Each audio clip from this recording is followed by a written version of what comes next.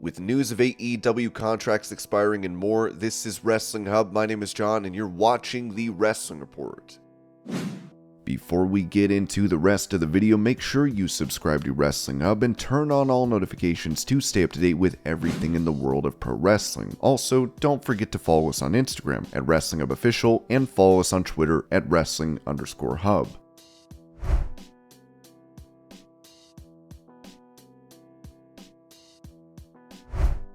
On his Hall of Fame podcast, Booker T spoke about the evolution of LA Knight on the main roster. As he said, for someone like LA Knight, this guy could have bailed out a long time ago. He could have quit. He could have said, man, let me go jump on this AEW bandwagon and see if these guys will pay me some money. Man, because I can't deal with this. I can't deal with just having these mediocre roles. But one thing about this business is you're going to have a mediocre role somewhere along the way, no matter what you're at. But it's about weathering that storm and fixing yourself in position to where, there again, the fans are going to dictate, just like I was talking about with Braun Breaker. The fans will dictate where your pecking order is going to be in this business, and I say that from experience. Being Max Dupree was putting him in a position where he literally could fail, but he said, let me take this role and try to make it something. A lot of people say, man, I wouldn't do that. Yeah, you would have. You would have did it. You would have did it because there's a check at the end of the day. But more important than that, this is a guy that's not going to bail on these situations because he gets put in a situation. They're going to be put in that situation and try to make the best of that situation. I respect that, man. I respect that to the utmost from this dude.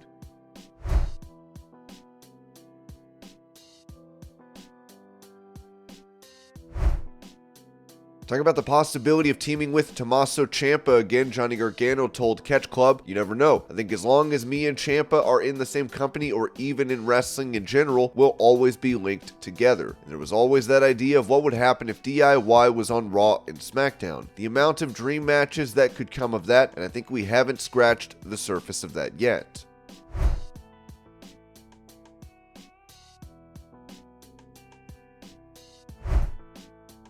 Explaining why the AEW Women's Champion missed Dynamite this week, Dave Meltzer revealed on Wrestling Observer Radio, Jamie Hayter, she wasn't on the show this week. She'll be back pretty soon, but what happened is she had to return to England for visa reasons, to get her visa renewed and everything like that, which is something that happens. All of the foreign talent in WWE from time to time, they might disappear for a couple of weeks every couple of years for this. It's all worked out and it's all fine, but I'm not sure which week she'll be back, but she's not there right now.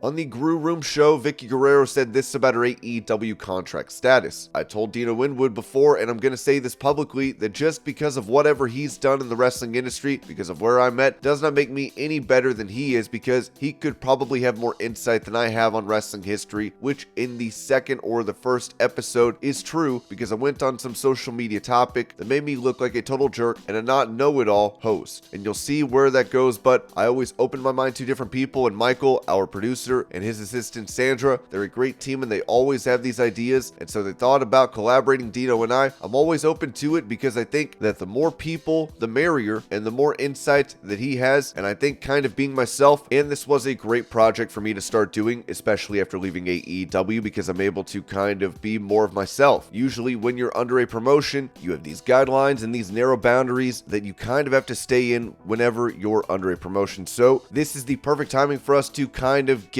our subscribers built, and then once July comes and I'm off of AEW, then I'm able to really say what's on my mind. I'm not about insulting the business or anything. It's just I have a lot of behind the scenes and how things are run, with the talent too, so we kind of feed off each other. So I'm really excited about the topics that we've created, and we're still building more topics.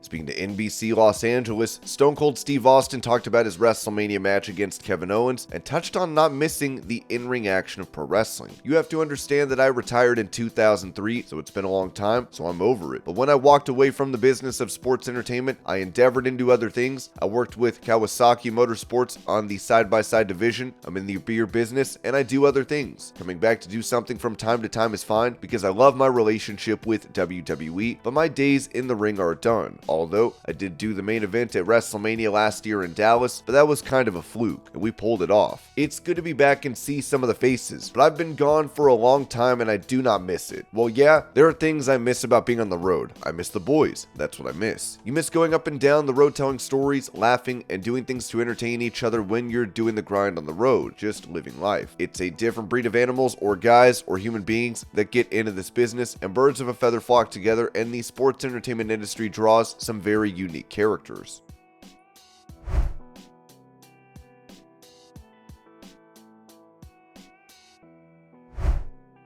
When speaking to Give Me Sport, Booker T talked about pro wrestlers slapping their legs to make a kicking sound effect, saying, I guess my pet peeve, the thing that really bugs me more than anything, my hot take is everybody that does the leg slap should be fired.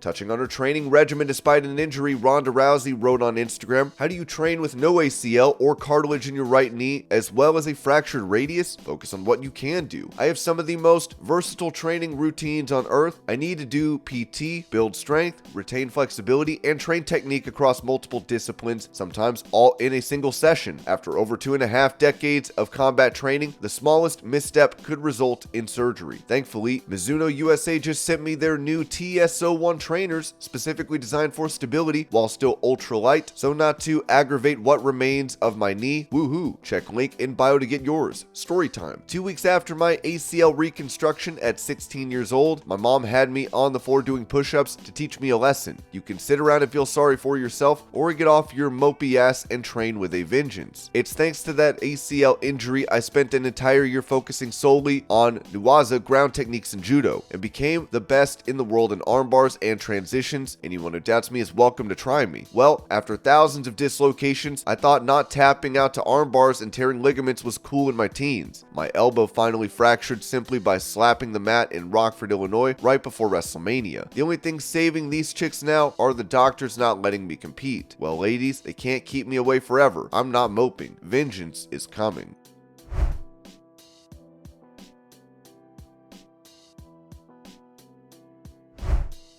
Speaking of knee injuries, Dax Harwood posted a clip online of a treatment he had as he wrote, no cartilage on the knee, liquid cartilage to the rescue. Thank you, Doc Sampson.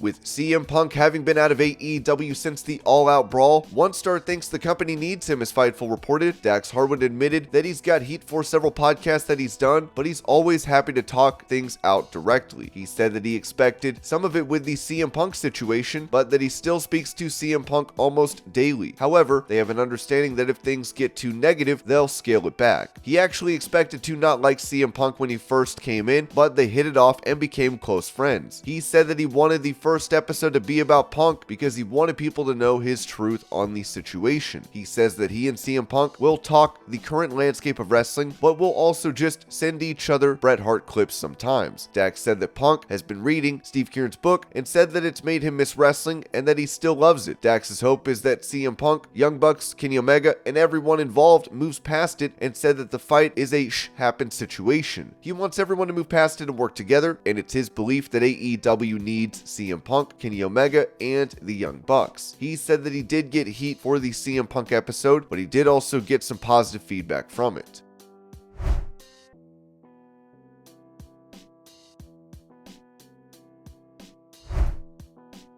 Talk about the contract status of FTR as they recently put their AEW careers on the line to face the Guns for the tag title. Dave Meltzer said on Wrestling Observer Radio, so this is probably an explanation of why those guys have been doing the thing that we're going to leave and teasing leaving, and Tony Khan probably being okay with it because in his mind, this fits the storyline. Because if you tell people that you're going to leave and your contract is up, then people will go, well, maybe this is it. Maybe they're going to lose and leave.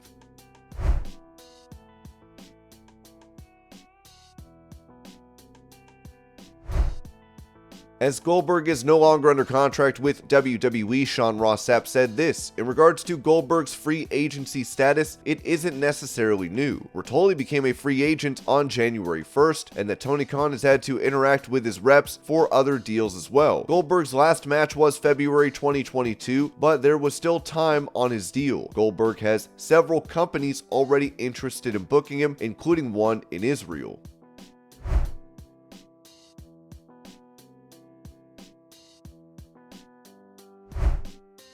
As Bray Wyatt has been out of action and off WWE programming due to a reported physical issue, it seems he could be replaced in his upcoming match, with Louis Dangor saying Bobby Lashley will still be a WrestleMania card, even if Bray Wyatt can't make the show. WrestleVotes tells Give Me Sport Triple H has LA Knight as backup for a segment and match with the ex-WWE champion, which could involve Stone Cold Steve Austin too. WrestleVotes added WWE will find a way to get Lashley on the card. A match versus LA Knight isn't planned as of now, but has been discussed for over a week now. Bobby Lashley also talked about his upcoming match, where he hinted at a possible replacement for Wyatt, writing, 9 days until the Almighty takes over SoFi Stadium, someone is getting the ass kicking of a lifetime. I'm fresh and ready for a fight.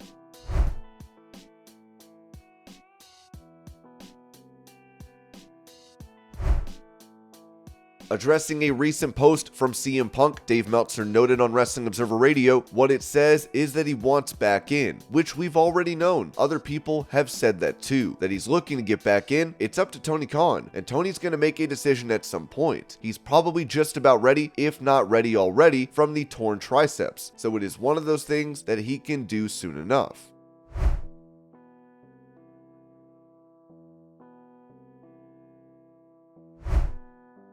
Speaking of CM Punk, he was censored on AEW Dynamite as his face on the company truck was covered up during the broadcast.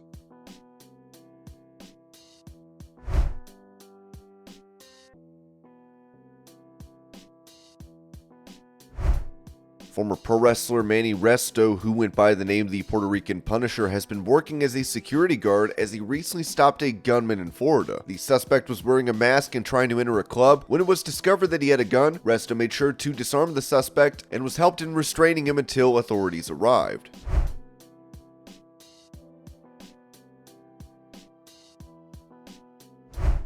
With her revealing on Instagram previously that she had undergone a procedure for skin cancer on her face, Alexa Bliss is now all clear and healthy.